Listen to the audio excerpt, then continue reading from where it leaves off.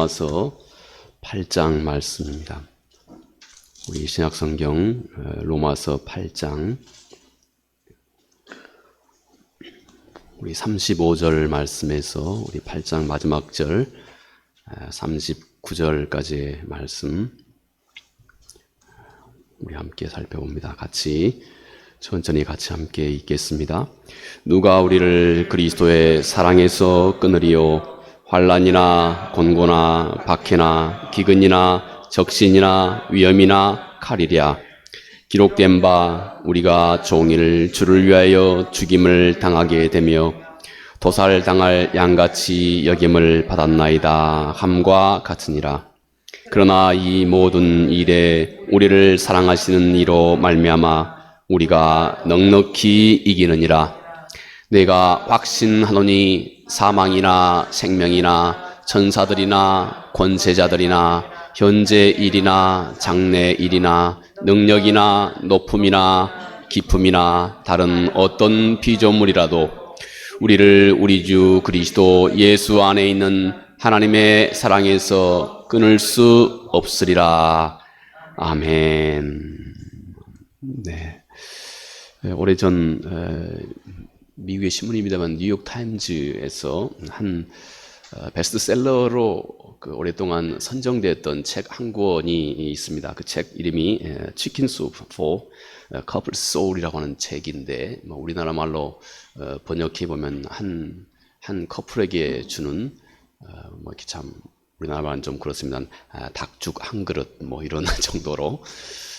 또 물론 미국 사람들의 뉘앙스는 좀 다르죠.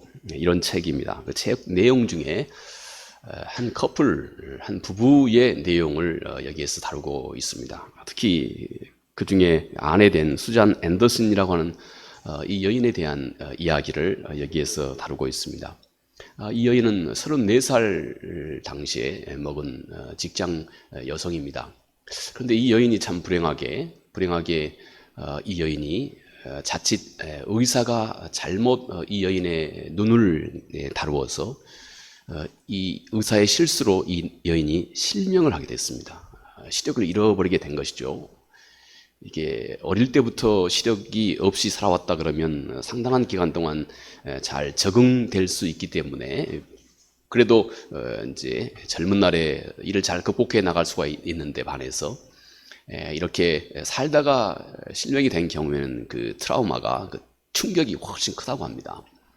그런데 어찌됐든 이 여인이 이렇게 젊은 날에 시력을 잃게 되었습니다. 이미 또 결혼한 그런 여인입니다. 남편은 아주 씩씩한 장교 군인이었답니다. 자, 그런데 이 여인이 내가 이렇게 이제 그 실명을 하고 이렇게 낙심하고 살아서는 안 되겠다 하는 생각을 이제 여인이 하게 된 것입니다. 아마 아주 많은 어떤 마음의 갈등이 그 전에 수없이 많이 있었겠죠. 그런데 돌아보아 내가 이렇게 실망만 하고 주저앉아 있으면 안 되겠구나. 이거 내 삶이 정말 망가지겠구나 하는 생각이 들어서 이제 이 여인이 적극적으로 직장을 구하러 나서게 됩니다. 그래서 이 여인이 일할 수 있는 적절한 좋은 직장을 이제 이 여인이 갖게 되었습니다. 남편이 매일매일 이 여인이 직장까지 가는데 버스를 타고 이렇게 통학을 하게 됐답니다. 남편이 매일매일 이 여인과 함께 동행하면서 항상 이 여인이 일하는 직장까지 항상 이렇게 남편이 바래다 주었습니다. 남편의 직장은 남편이 출근해야 될 이제 직업 군인이기 때문에 직장은 그런데 자기 집에서 아내의 직장은 이쪽 편, 남편의 직장은 이쪽 반대편이죠. 상당한 이제 거리를 두고 있는 것입니다. 그래서 남편이 아침마다 일찍 일어나서 이렇게 아내를 다 챙겨주고 직장에까지 그렇게 동행하면서 바래다주고 직장에서 일할 수 있도록 그렇게 배려를 해 주었습니다. 그런데 문득 어느 날 남편이 아내에게 이런 얘기를 한 것입니다. 자, 내가 언제까지나 당신하고 항상 이렇게 동행할 수는 없는 것 아니겠느냐. 당신도 이제 스스로 당신이 해야 할 일을 혼자 해야 하지 않겠느냐. 그래서 이제 오늘부터는 당신이 이제 혼자 직장에 출근하도록 하라 하고 남편이 그렇게 얘기를 한 것입니다. 이 얘기를 들은 아내는 사람이 그렇죠. 항상 사람이 어떤 그 고난, 어려운 문제를 가지고 있으면 마음이 많이 약해지는 법입니다. 그래서 평소에는 괜찮다가도 그렇게 마음이 많이 약해져 있을 때는 작은 한마디로도 마음에 큰 충격을 받고 상처를 받는 것이 우리 인간의 마음입니다. 우리 모든 사람이 다 예외 없이 그렇습니다. 상황이 상황인지라 이 여인이 남편의 말을 충분히 이해를 하면서도 적잖이 충격이 된 겁니다. 마음의 상처를 좀 받았습니다. 충분히 내가 이해를 할 수는 있겠지만 아마 남편이 좀 귀찮아졌는가 보다. 이렇게 하는 일, 그래 내가 이해는 가지만 좀 귀찮아졌는가 보다. 또 내 모습이, 이런 내 모습이 혹시 싫어진 건 아닌 건가? 남편의 마음이 나에서 점점 이렇게 멀어지고 있는 것은 아닌가? 아내로서 이런 마음이 들어진 것입니다. 그래서 더더욱 마음이 아주 많이 서운해지기 시작한 것입니다. 그렇지만 그런 마음을 꾹 참고 이제 그때부터 그 여인이 버스를 타고 혼자 직장에 그렇게 일터로 이제 나가기 시작했습니다. 하지만 그녀의 마음속에 그 서운한 마음은 여전히 가시지 않고 그녀의 마음 한기통에 자리하고 있었던 겁니다. 자, 상당한 시간이 지났습니다. 이 여인이 이제 오랫동안 혼자 이제 버스를 타고 늘 같은 버스를 타고 이렇게 왔다 갔다 직장을 다녔기 때문에 모든 일에 아주 익숙해질 때가 되었습니다. 이때쯤 아마 그 여인이 삶을 잘 이제 다뤄가고 소화하고 있다 하고 생각이 될 때쯤에 늘 이 여인을 직장 앞에까지, 집에서부터 직장 앞에까지 늘 태워다 주었던 이 버스의 기사님이 여인에게 그렇게 얘기를 합니다. 당신은 참 복도 많은 사람이다. 나는 평소에 당신을 보고 많이 부러워했다. 아무래도 이 미국 사회에서 어떤 그 가정의 갈등이 참 많이 있는 그런 그 곳이기 때문에 더더욱 아마 이 버스 운전사의 말이 그 진심 어린 그런 말이었습니다. 당신은 참 내가 보았을 때 복도 많은 사람이다. 나는 당신이 참 부러웠다. 이 여인이 생각하기를 이렇게 여인이 또 대답을 합니다. 뭐가 부럽습니까? 나는 이렇게 눈도 멀고 이래서 내 생활의 삶 전체가 이렇게 불편하고 이렇게 내 삶 자체가 이렇게 너무 힘들고 불편하게 바둥바둥 살아가는데 이게 뭐가 그리 부럽습니까? 하고 얘기를 합니다. 그러자 운전사가 이렇게 대답합니다. 아닙니다. 모르세요? 당신이 여기서 버스를 내려서 당신 회사 사무실에 들어갈 때마다 항상 당신 옆에 아주 잘생긴 군인 남자 한 사람이 매일매일 당신을 지켜보고 있습니다. 아마 이 운전사는 아마 그분이 남편인지 잘 모르고 있었던 것 같습니다. 매일매일 아주 잘생긴 군인 남자가 당신을 항상 옆에서 지켜보고 있습니다. 그리고 당신이 회사에 들어갈 때 손을 흔들어 줍니다. 물론 당신이 지금껏 한 번도 남편에게 대꾸 한 번 하지 않아도, 한 번도 남편이 당신에게 대꾸 한 번, 당신이 남편에게 대꾸 한 번 하지 않았음에도 불구하고 시종일관 당신이 회사 문을 들어갈 때마다 항상 손을 흔들어 줍니다. 이 여인이 깜짝 놀라게 된 것입니다. 그녀의 남편은 이 소경된 이 아내를 혼자 보내고 매일매일 이 아내와 실은 같이 동행하고 있었던 것입니다. 이 여인이 아내가 건강하게 잘 스스로 자기의 일을 처리하고 독립할 수 있을 때까지, 그녀의 마지막 발걸음까지 항상 남편은 실은 이 여인이 전혀 알아차리지 못하는 바로 그 자리에서 남편이 항상 이 여인을 지켜보고 있고 지켜주고 있었던 겁니다.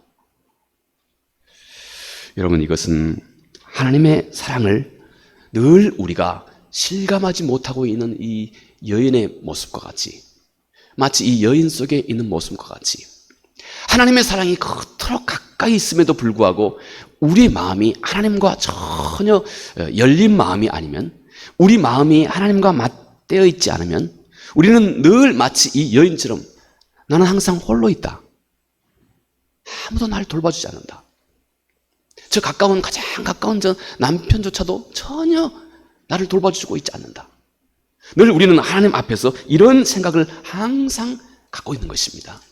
그래서 하나님 앞에 실망하고 또 더 나아가 하나님을 원망하기도 하는, 여러분, 바로 이것이 많은 경우 이 땅에 살아가고 있는 우리들의 하나님 앞에서의 우리들의 모습이다 하는 것입니다. 하나님은 우리가 알지도 못하는 사이에서, 실은 정작 위험한 자리에서, 그리고 정작 중요한 자리에서 항상 우리를 지켜보고 있고 보호하고 있고 또 인도해주고 있음에도 불구하고 우리는 아예 못 알아차리는 것입니다.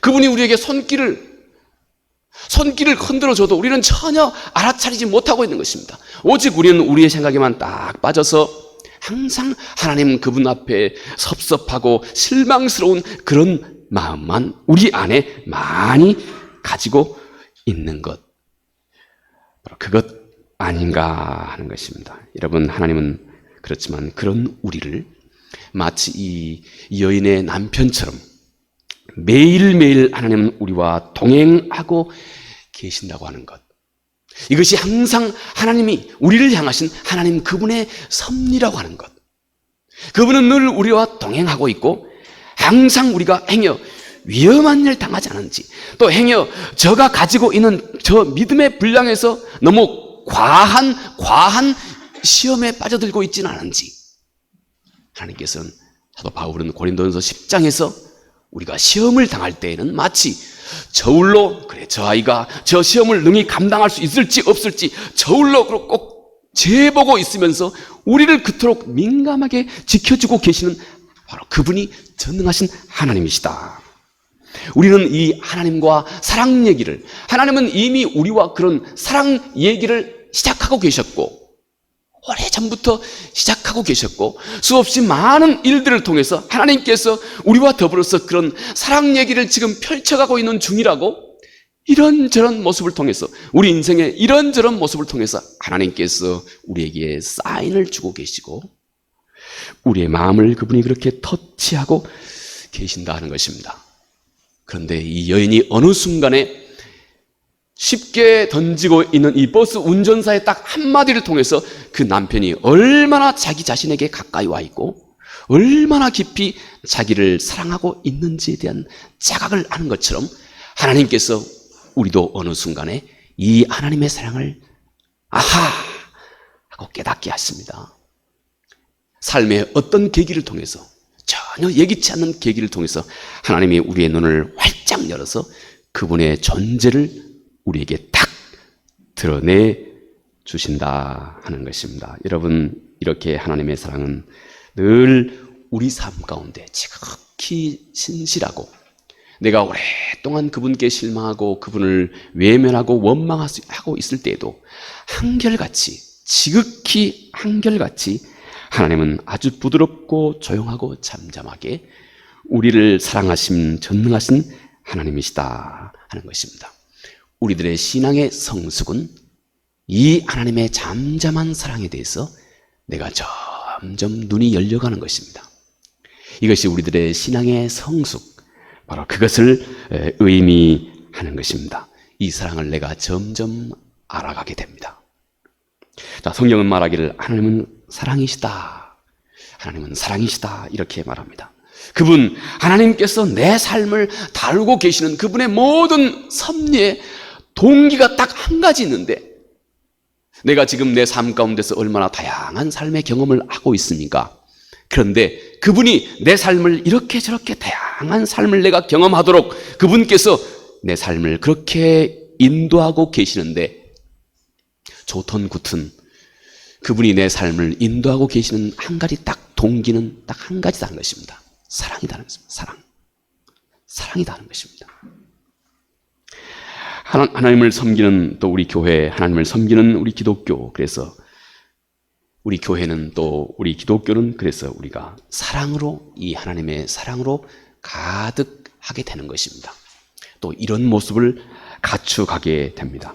성경이 물론 때때로 너는 죄인이다, 이것은 악한 죄이다, 너는 계속 이 길을 가면 형벌을 면치 못한다, 이렇게 때때로 성경은 우리에게 아주 심한 얘기를, 아주 섬뜩한 이런 얘기를 하는 것도 같습니다. 그래서 빨리 회개하고 하나님께로 돌아와라. 이것이 살 길이다. 성경이 우리에게 이렇게 참 딱딱하게 이렇게 얘기하고 요구하는 것 같습니다. 그러나 여러분, 참으로 알고 보면 그 안에는 우리를 향하신 하나님의 그 뜨거운 사랑이 그 안에 유일한 한 가지, 이 사랑만이 하나님의 그 모든 말씀, 그 메시지의 뒤끝에는 오직 한 가지 이 동기만 자리하고 있다는 것입니다. 우리를 향하신 하나님 그분의 한없는 사랑 말입니다. 우리의 영혼이 이런저런 많은 시행착오를 겪으면서 우리 인생의 한 정점에서 이 하나님의 사랑과 깊이 맞닥뜨리게 됩니다. 이 하나님의 사랑과 우리의 마음이 맞닿게 됩니다. 이 사랑을 인격적으로 내가 체험하게 됩니다. 비로소 내가 얼마나 오랫동안 그분을 실망스럽게 해왔는지, 내가 얼마나 그동안 내 자신의 삶만을 이기적으로 추구하고 살아왔는지, 내가 그로 인해서 얼마나 그분을 슬프게 했고, 또 그리고 그분의 은혜가 그럼에도 불구하고 얼마나 크고 큰지 하나님은 내가 이해할 수 있고 내가 깨달아 알 수 있는 방법으로 하나님께서 어느 날 우리에게 하나님 자신을 드러내주게 합니다. 내가 깨닫게 합니다. 그때부터 이 사람은 이제 겸손하게 자신의 약함을, 자신의 악함을, 모든 것을 다 하나님 앞에 진정으로 고할 수 있게 됩니다. 그리고 지극히 뜨겁게 그의 마음에서부터 하나님을 경외하고 사랑하는 마음을 갖기 시작합니다. 성경이 전하고 있는 우리 인류의 구원의 역사, 우리 인류의 크게는 큰 역사 속에 이 하나님의 사랑을 아주 깊이 깨달은 사람들, 이 하나님의 역사를 깊이 깨달아 아는 사람들에 의해서 하나님은 우리 인류의 특히 이 구원사의 가장 중요하고 아름답고 위대하고 소중한 일들을 하나님께서 해 오셨습니다. 이 하나님의 사랑을 깊이 만나고 깨달은 사람과 함께 말입니다. 주님의 사랑과 깊이 만났던 베드로, 그는 얼마나 상당한 그의 기질은 상당히 좀 거칠기도 하고 했던 그런 분입니다. 일찍이 어릴 때부터 어부로 이렇게 잔뼈가 굵은 분이었기 때문인지는 모르지만, 물론 그 후대 사도 베드로가 베드로 전후서를 기록하는 내용을 보았을 때는 얼마나 그가 섬세하고 깊이 있게 다루고 하나님의 은혜를 섭렵하고 다루고 있는지 모릅니다. 그러나 그는 그를 보았을 때 늘 즉흥적이고 또 그 시행착오도 아주 많이 했던, 아주 참 그 잘 다듬어지지 않았던 그런 성품인 것. 그래서 그냥 주님도 3번씩이나 그냥 즉흥적으로 부인해버리고, 또 예수님 앞에서는 그냥 즉흥적으로 그냥 세상의 모든 사람들이 다 주를 외면해도 나는 절대 그렇지 않겠다고 그렇게 늘 얘기했던 그런 분입니다. 그러나 여러분, 그를 통해서 얼마나 소중하고 귀중한 역사를 하나님께서 우리 인류의 구원사의 소중한 역할을 그로 감당하게 했는지 모릅니다. 여러분, 스테판을 죽이는 일에 일조했던, 직접 간접으로 일조했던 여러분 사울, 훗날에 바울이 됐던 이 사람은 자기가 한 번 믿는 이 신념에 대해서는 절대 굽히지 않는 사람입니다. 좋은 일이건 나쁜 일이건, 이게 나쁜 일에 이렇게 신념을 굽히지 않으면 이게 얼마나 외골수입니까? 얼마나 다루기 힘들겠습니까? 그런 사람입니다. 그런데 그 중심이 이 하나님 예수 그리스도의 사랑과 그가 만남으로 인해서 그의 기가 막힌 지혜와 또 지식과 또 언변 능력으로 복음을 아주 체계 있고 짜임새 있게, 예수 그리스도는 복음을 막 선포했으면 바울은 이 복음을 짜임새 있게 조직적으로 체계적으로 증거해주고 전달해주는 사람이 됐습니다. 여러분, 그 누구보다도 가장 깊고 위대한 족적을 우리 인류사에 남겼던 분은 우리 주 예수 그리스도, 그분 아닙니까? 주님은 온 인류가 자신이 죄인인 것을 깨닫지도 못했을 때, 그리고 철저하게 예수 그리스도 자신을 무시하고 외면하고 그리고 오히려 돌로 쳐 죽이는 바로 그들에게, 그리고 그들을 위해서 예수 그리스도는 자기 자신의 생명을 초계와 같이 드린 분입니다. 이 예수 그리스도의 사랑을 바울은 고린도후서 5장 21절 말씀에서, 저는 이 말씀이 정말 그 예수 그리스도의 그 사랑의 그 깊이와 본질을 잘 설명하고 있는 말씀이 아닌가 하는 생각이 듭니다. 고린도후서 5장 21절 말씀에 하나님께서 예수 그리스도를, 죄를 알지도 못하신 자를 죄 자체로 삼으셨다.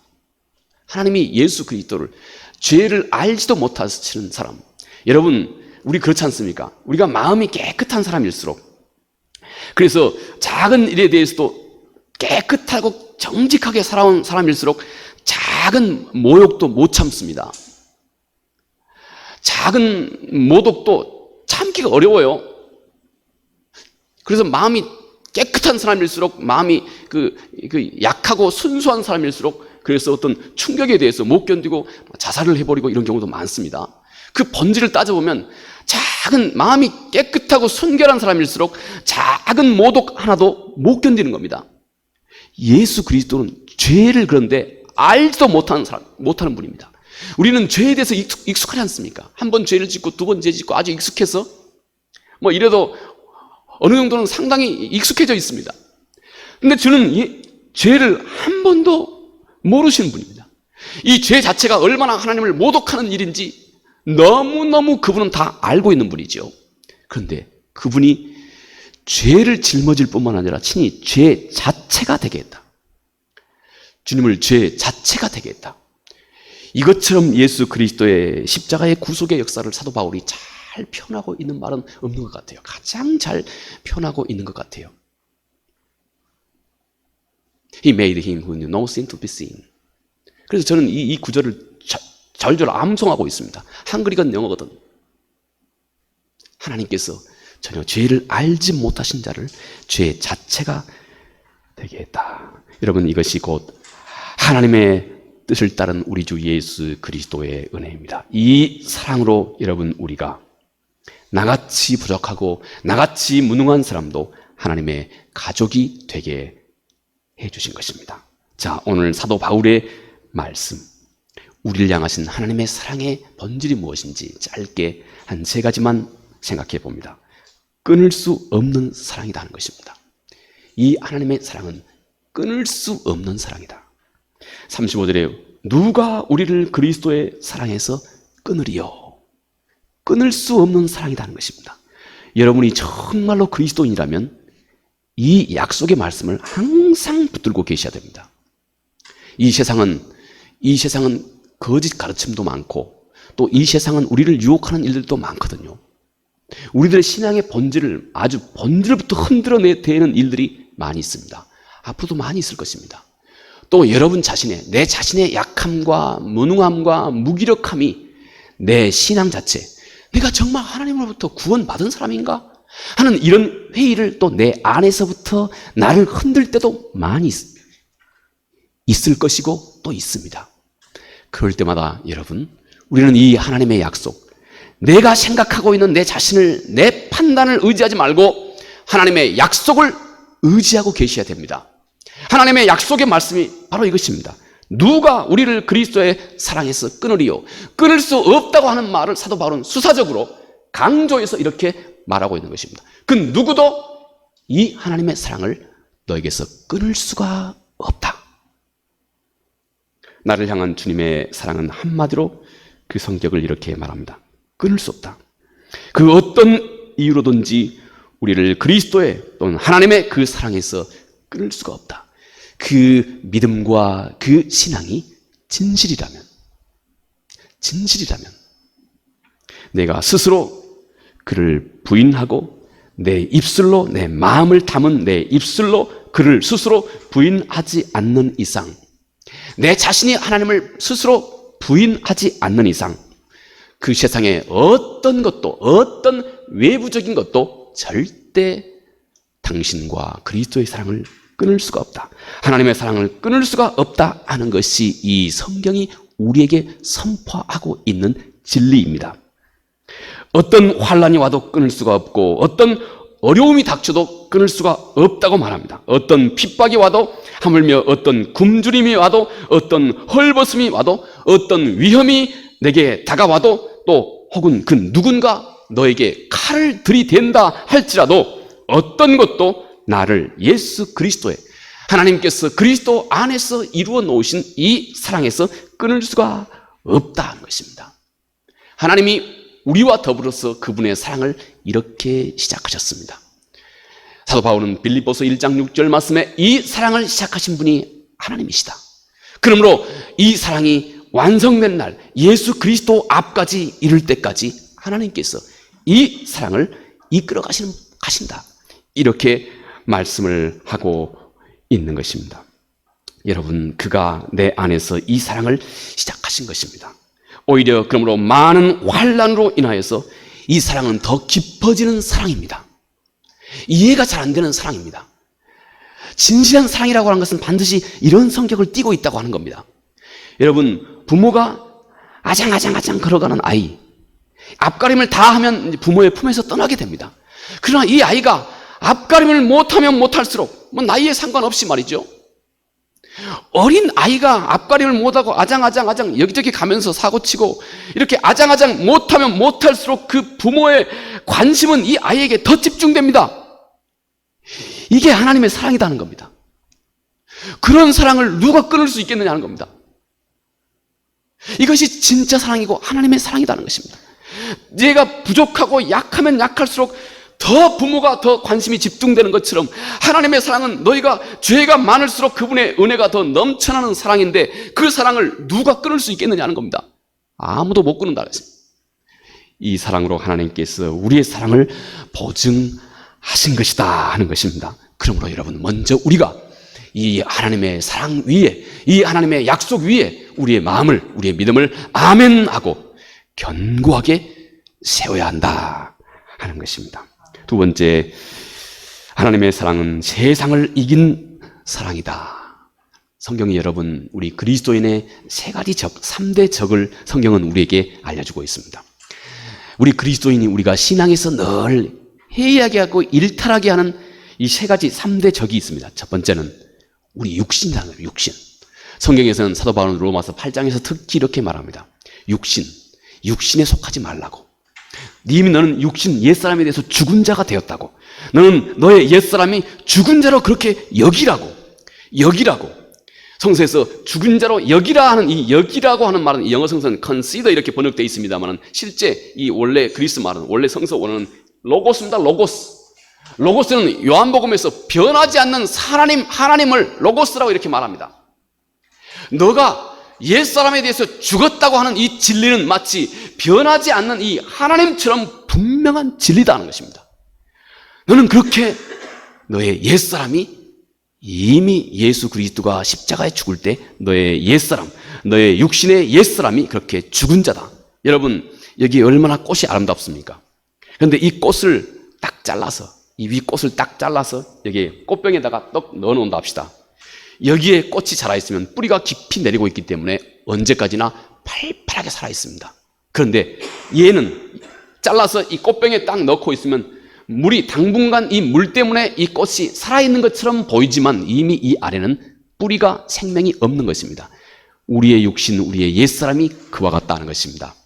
우리 안에 등등하게 우리 육신이 늘 우리로 하여금 회의하게 하고 낙망하게 하고 좌절하게 하고 또 실망하게 하고 늘 우리 육신이 그렇습니다. 늘 우리로 하여금 하나님으로부터 벗어나서 죄의 소욕으로 늘 우리를 이끌고 가고자 하는 것이 우리 육신입니다. 그런데 그것은 마치 이미 뿌리가 잘려있는 이 꽃병에 꽂혀져 있는 이 꽃 한 송이와 같다는 것입니다. 겉으로는 왕성하게 살아있는 것 같지만 실상은 이미 죽은 자다. 그러므로 너희가 이 세상에서 육신을 이기는 길은 그 육신이 이미 예수 그리스도가 십자가에 죽을 때 내 옛사람, 내 옛 육신도 이미 주와 함께 더불어 죽었다 하는 이 사실 위에, 이 합법적인 이 사실을 내 마음속에 아멘 하고 받아들이고 이 진리 위에다가 이제 우리의 생각을 하나 둘씩 놓기 시작하는 것입니다. 이 진리를 따라 우리가 행동하기 시작하는 것입니다. 첫 번째, 육신이 우리 그리스도인의 적입니다. 이미 그 뿌리는 죽은 자가 왕성하게 살아있는 것처럼 우리를 항상 유혹하는 것. 두 번째는 성서는 세상이라고 말합니다. 세상은 하나님의 진리와 많은 경우 세상은 거꾸로 갑니다. 성경은 겸손하라고 말하지만 예수 그리스도가 겸손함으로 인하여서 하나님과 동등됨을 취할 것으로 여기지 않고 이 땅에 나와 똑같은 사람으로 와서 나의 구원자가 되셔서 하나님이 그를 지극히 높이셨다. 예수 그리스도의 모습이 이 겸손한 모습이다. 이것이 그리스도의 모습이라고 성경은 가르칩니다. 세상은 뭐라 그럽니까? 야, 너가 조금만 너 권리를 주장할 수 있으면 권리를 주장해라. 너는 마땅히 그럴 권리가 있다. 너가 다른 사람이 조금이라도 너에게 조금 해를 끼치면 너는 마땅히 권리를 주장해라. 그건 네 권리 당연한 거다. 이게 세상의 가치관입니다. 물론 한 예이지만 이것이 세상입니다. 또 하나의 적은 악한 영이 끊임없이 여러분 우리의 의식과 생각 속에서 우리로 하여금 영적인 문제를 우리 안에서 만들어내게 됩니다. 여러분, 그 중에 하나님의 사랑은 우리로 이 세상, 여기서 세상은 이 모든 것을 통틀어 그리스도의 원수된 이 세 가지를 통틀어 말하고 있는 것입니다. 그러나 이 모든 일에 우리를 사랑하시는 이로 말미암아 우리가 넉넉히 이기느니라. 이것이 여러분 우리 그리스도인의 능력입니다. 우리 그리스도인의 능력입니다. 당신은 절대 당신의 실망과 자들에게 당신 자신의 마음을 빼앗기고 평생에 실망스럽고 낭망스럽고 다른 사람을 원망하는 그런 삶으로 살도록 하나님께서 가만 내버려 두지 않으신다 하는 것입니다. 오히려 우리 안에 있는 하나님의 생명이 이 세상을 이기는 자가 되었다. 너는 이기는 자가 되었다. 아무리 세상이 너희 앞에서 내 마음 안팎으로 너희를 위협한다 할지라도 두려워 말라. 내가 세상을 이기었다. 주님께서 그렇게 말씀을 하셨습니다. 주님의 사랑은 이제 내게 능력으로 드러나기 시작합니다. 결국 나를 세상을 향해 이기게 합니다. 능히 이기게 합니다. 사실 로마서 7장에서 사도 바울은 그의 깊은 고뇌를, 그가 인간의 몸으로 있을 때 그가 가지고 있었던 깊은 시행착오, 깊은 고뇌를 그가 그렇게 고백한 적이 있죠. 누가 이 사망의 몸에서 나를 건져내랴. 우리는 이 진리 위에 서 있지만 그러나 때때로 우리가 이 세상 살아가는 동안에는 우리는 때때로 우리 자신도 모르게 우리 안에서 우리의 육신이, 내 옛사람이 다시 찾아와서 나를 마음을 휘어잡고 낭망하게 하고 절망하게 하고 낙심스럽게 하고 하는 이런 일들로 우리 마음을 다시 회개하게 만들기도 한다 하는 것입니다. 사실 이것은 우리 모두의 경험이기도 할 것입니다. 성령 충만했다가도 한순간에 우리도 모르게 이런 낙심스러운 마음에 우리의 마음을 빼앗기고 갈팡질팡할 때도 물론 있습니다. 그러나 성령께서 이제 우리 안에서 말할 수 없는 탄식으로 우리의 약함을 항상 하나님 앞에서 우리의 약함을 하나님 앞에 기도하고 있다. 예수 그리스도도 하나님 우편에서 너를 위해서 중보하고 계신다. 한번 이 생각을 해보십시오. 예수 그리스도도 우리를 위해서 우리의 약함을 아신 예수 그리스도도 하나님 우편에서 나를 알고 나를 대변해서 하나님 앞에 중보하고 계시고 우리 안에 성령께서도 나를 그의 거처 삼아서 내 안에서 하나님 앞에 탄식하는 마음으로 내가 약할 때마다, 내가 좌절하고 낙심할 때마다 탄식함으로 우리를 위해서 기도하고 하나님 앞에서 간구하고 계신다. 여러분, 로마서 8장 26절에 이와 같이 성령도 우리의 연약함을 도우시나니 우리가 마땅히 빌 바를 알지 못하나 오직 성령이 말할 수 없는 탄식으로 우리를 위하여 친히 간구하시느니라. 여러분, 바로 이 하나님께서, 이 거룩하신 성령께서 오늘도 우리와 동행하고 계신다고 하는 사실을 잊지 말라. 이것이 전능자 하나님께서 사도의 입술을 통해서 우리에게 전해주고 있는 하나님의 거룩한 약속이다 하는 것입니다. 이제 이 놀라운 하나님의 능력은 이미 내 안에까지 다가와 있는 것입니다. 여러분, 우리가 아는 것처럼 우리 이 건물을 보면 건물 요소요소에 저기에 220볼트의 이 전원이 요소요소에 다 와 있습니다. 언제든지 이 220볼트에 바른 이 콘센트를 저기다가 플러그를 꽂으면 언제든지 이 220V 전원이 즉각 여기에 움직입니다. 제가 이 선풍기에 스위치를 넣자마자 220V의 전원, 이 전기가 즉각 이 기기에 전달됩니다. 하나님께서 우리 안에, 성령께서 우리 안에 계신다고 하는 것은 하나님의 이 무궁무진한 지혜와 능력과 사랑과 자비와 긍휼이 이 세상을 능히 이길 하나님의 능력이 이미 우리 안에 와 있다는 것입니다. 220V 콘센트처럼 이 건물에 딱 와 있다는 것입니다. 내 마음에 와 있다는 것입니다. 문제는 우리가 220V에 딱 맞는 접촉점을 찾는 것이 중요합니다. 여기에다가 여러분 나무 둘을 이 플러그를 만들어서 나무 둘을 이 콘센트에 늘 접촉을 시도한다 한들 이게 되겠습니까? 안 되죠. 이것과 이 능력이 그대로 전달될 수 있는 이 접촉점, 이게 중요하죠. 내가 바른 접촉점을 내가 찾는 것이 중요합니다. 이걸 갖는 것이 중요합니다. 성경은 여러분 이 접촉점이 뭐라고 말씀하시는지 우리의 의에 줄이고 목마른 마음이라고 말합니다. 의에 줄이고 목마른 우리의 마음, 그리고 의에 줄이고 목마른 우리의 마음이 드리는 믿음의 기도, 바로 이것입니다. 여러분 이미 와 있는 하나님의 그 무한하신 지혜와 능력과 자비와 또 세상을 능히 이길 이 능력, 이미 내게 와 있는 내 안에 나를 거처 삼아서 하나님께서 나를 그분의 집으로 삼았다, 나를 그의 성전 삼아서 하나님의 영이 내 안에 거하신다고 말씀하셨습니다. 이미 내게 와 있는 이 하나님의 무한하신 능력, 어떻게 내 삶의 구체적인 현장 속에서 이 능력을 그대로 이끌어 발휘되도록 할 수 있을까요? 접촉점이 중요하지 않습니까? 그 접촉점을 성서가 뭐라고 하느냐? 의와 진리에 목마른 내 마음. 목마른 내 마음은 나를 비우는 겁니다. 내가 정말로 하나님께 목마르면 나는 내 힘으로 내 삶을 잘 다룰 수 없다고 하는 자각 이후에 오는 것이 목마름입니다. 내가 내 힘대로 내 능력대로 다 다룰 수 있다고 생각하면 절대 우리는 하나님을 찾지 않습니다. 목마르지 않아요. 그래서 그런 사람은 얼마나 전도하기가 어려운지 모릅니다. 왔다가도 가버립니다. 하나님께서 그런데 어느 순간에 우리 인생의 약함을 깨달아 알게 합니다. 내 인생의 부족함을 깨달아 알게 합니다. 내가 내 자신이 하나님 앞에서 구원을 얻기에는 형편없이 모자란다고 하는 사실을 내가 진짜로 알게 합니다. 내 마음이 목마르기 시작합니다.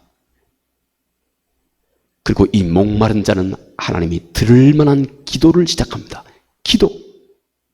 이 목마름과 함께 하나님께 드리는 그가 마땅히 들으신다고 하는 이 믿음의 기도, 이것이 바로 이 접촉점입니다. 접촉점. 꼭 잊지 말고 귀히 여기고 있어야 할 이 접촉점.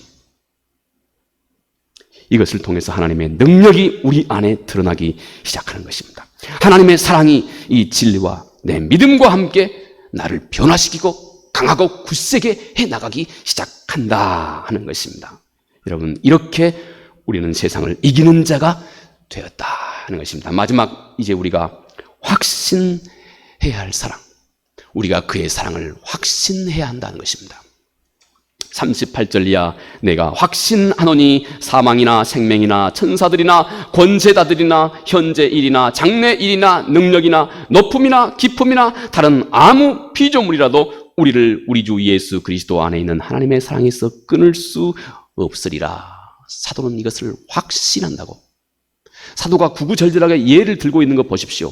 사도는 아마 분량만 허락했으면 더 많은 예를 들 어떤 그런 기세입니다.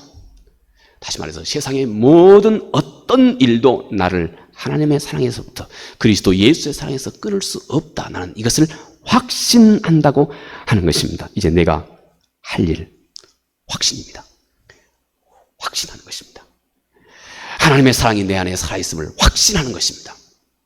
그리고 내가 목마른 마음으로, 줄이고 목마른 마음으로 믿음의 기도를 하나님 앞에 하기 시작할 때 그가 나를 들으신다고 하는 것입니다.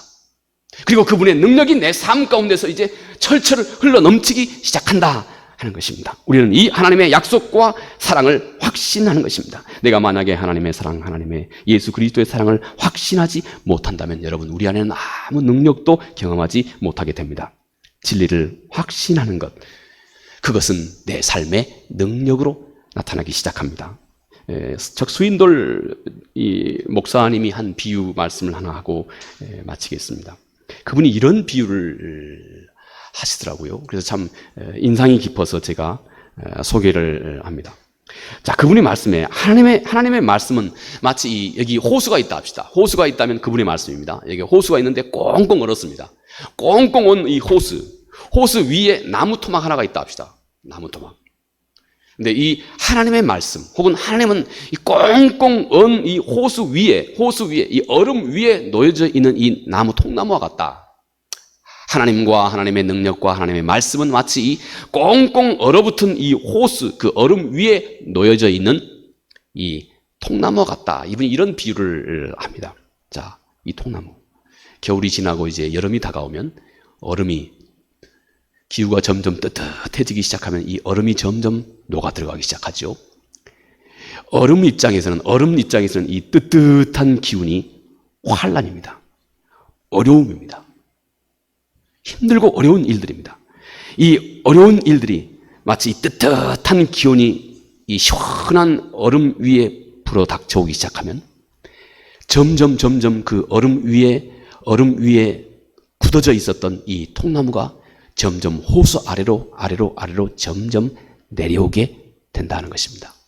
그래서 결국 얼음 위에만 그렇게 얼어져 있던, 별도로 얼음 위에 꽁꽁 얼어져 있던 이 통나무가 점점 뜨뜻한 이 기온과 함께 얼음이 꽁꽁 얼었던 얼음이 녹고, 그래서 이 얼음이 녹은 그 자리에 호수의 물 위로 튼튼한 통나무가 점점 깊이 내려오기 시작한다는 것입니다. 하나님의 말씀이 마치 이 통나무와 같다면 꽁꽁 얼어붙어 있는 이 마음이 우리 인간의 마음과 같다는 것입니다.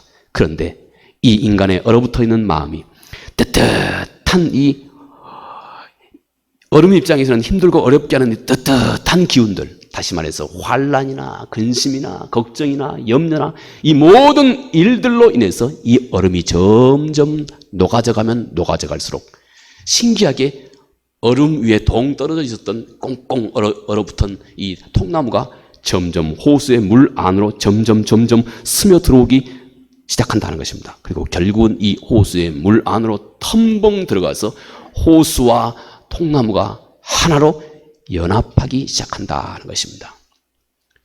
어렵지 않는 비유가 됐으면 좋겠습니다. 여러분, 마치 우리 인간의 마음은 이 얼어붙은 호수와 같을 때가 있습니다. 그런데 때때로 하나님께서 우리 사람의 마음 속에, 우리 삶 속에 환난과 근심과 염려와 문제거리들과 이 많은 것들, 이것들로 인해서 이 얼어붙은 뜨뜻한 이런 기운들로 인해서 얼어붙은 호수가 점점 녹아 들어가기 시작합니다. 환난으로 인해서 우리 인간의 마음이 점점 녹아 들어가기 시작합니다. 그 누구도 녹일 수 없는 우리 인간의 마음이, 그 어떤 것도 녹일 수 없는 우리 인간의 마음이 점점 환난 때문에, 염려와 근심과 걱정 때문에 이 환난으로 인해서 인간의 마음이 점점 녹아 들어가기 시작합니다. 그런데 신기하게 우리 인간의 마음이 점점 녹아 들어가면 녹아 들어갈수록 그 위에 그동안 무시했던 하나님의 말씀이, 하나님 그분의 현존이, 그분의 그분 되심이 점점 이 호수 안으로 깊이 들어오기 시작한다는 것입니다. 내 마음을 의미하는 이 호수의 물속으로 점점 하나님의 말씀이 깊이 들어와서 결국은 이 호수 안에 풍덩 들어와서 호수와 이 통나무가 하나가 된다. 하나님의 말씀과 내 마음이 하나가 된다. 연합하기 시작한다 하는 것입니다. 여러분, 우리가 늘 말씀이 결국 내 마음 속에서 하나가 되기 시작하는 것. 우리는 이 환난 속에서 늘 우리 마음 속에서 내 자신의, 내 생각을 바라보던 것, 내 생각을 쫓아가던 것을 포기하고 또 포기하면서 하나님 그분의 약속을 보고 그분을 보기 시작하는 것입니다. 그러면서 우리는 내 안에 나는 사라지고 나는 부인되고 점점 하나님의 말씀만 내 안에 점점 남아있게 됩니다. 그래서 내 마음과 하나님의 마음이 하나가 됐을 때 그 안에서 하나님의 능력이 넘치게 우리 안에서 이루어지기 시작한다 하는 것입니다. 여러분, 원래 이 확신한다 하는 이 말의 뜻은 설득하거나 또는 설득당하여서 행동으로 옮겨진다고 하는 말의 뜻입니다. 설득하거나 설득당해서 행동으로 옮겨진다. 그런데 주석가 헨리 마티유는 기꺼이 설득된다.